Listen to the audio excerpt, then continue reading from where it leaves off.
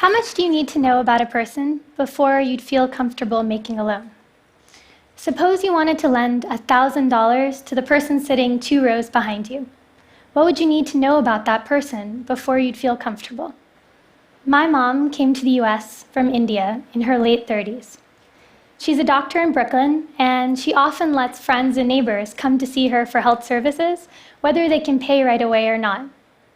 I remember running into her patients with her at the grocery store or on the sidewalk, and sometimes they would come and pay her right on the spot for previous appointments. She would thank them and then ask them about their families and their health.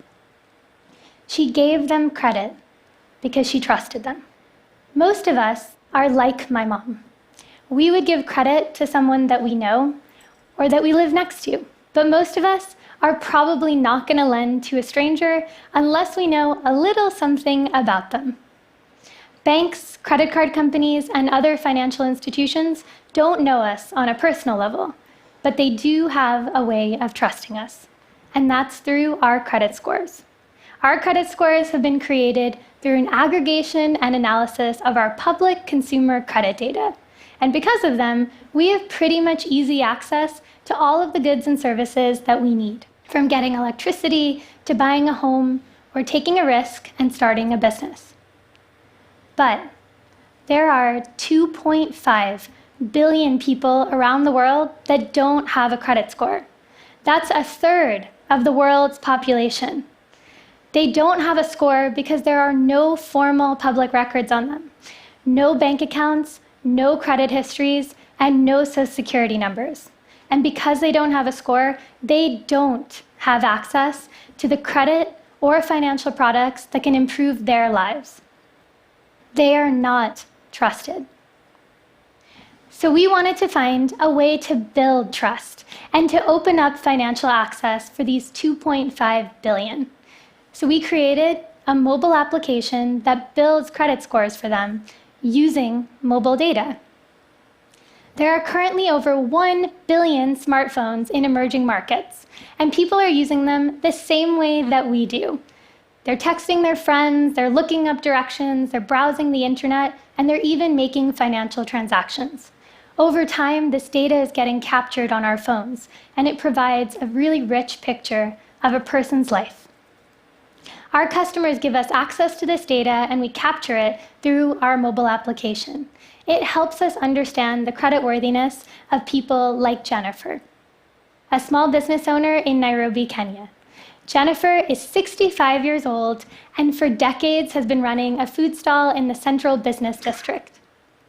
She has 3 sons who she put through vocational school, and she's also the leader of her local chama or savings group. Jennifer's food stall does well.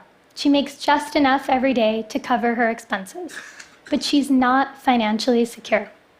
Any emergency could force her into debt. And she has no discretionary income to improve her family's way of living, for emergencies, or for investing into growing her business. If Jennifer wants credit, her options are limited.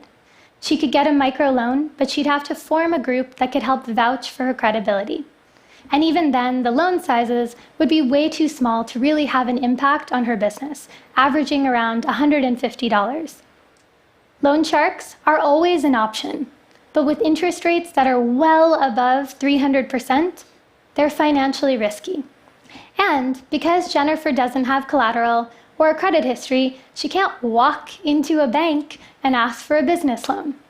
But one day, Jennifer's son convinced her to download our application and apply for a loan. Jennifer answered a few questions on her phone, and she gave us access to a few key data points on her device. And here's what we saw. So bad news first. Jennifer had a low savings balance and no previous loan history. These are factors that would have thrown up a red flag to a traditional bank, but there were other points in her history that showed us a much richer picture of her potential. So for one, we saw that she made regular phone calls to her family in Uganda. Well, it turns out that the data shows a 4% increase in repayment among people who consistently communicate with a few close contacts. We could also see that though she traveled around a lot throughout the day, she actually had pretty regular travel patterns, and she was either at home or at her food stall.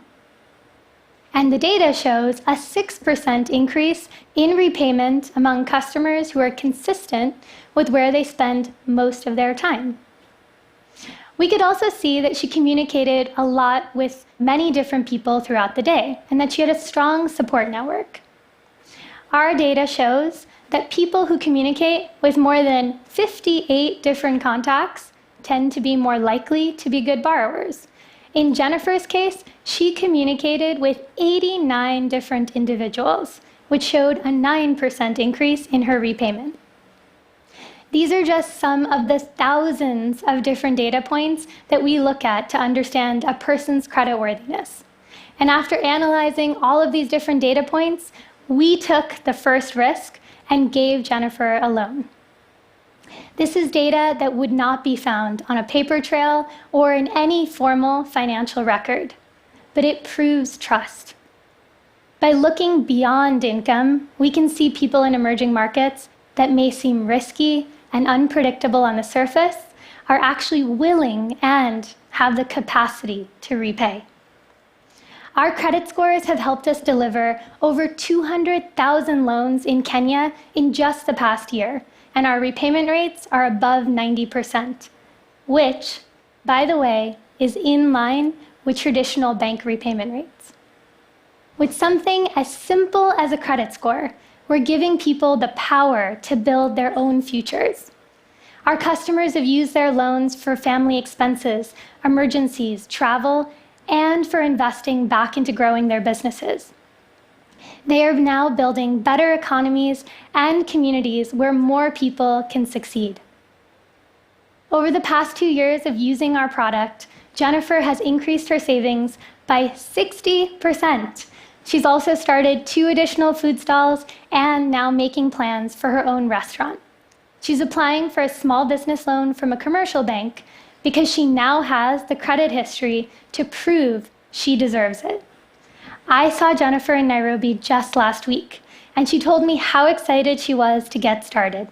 She said, "Only my son believed I could do this. I didn't think this was for me." She's lived her whole life believing that there was a part of the world that was closed off to her. Our job now is to open the world to Jennifer and the billions like her that deserve to be trusted. Thank you.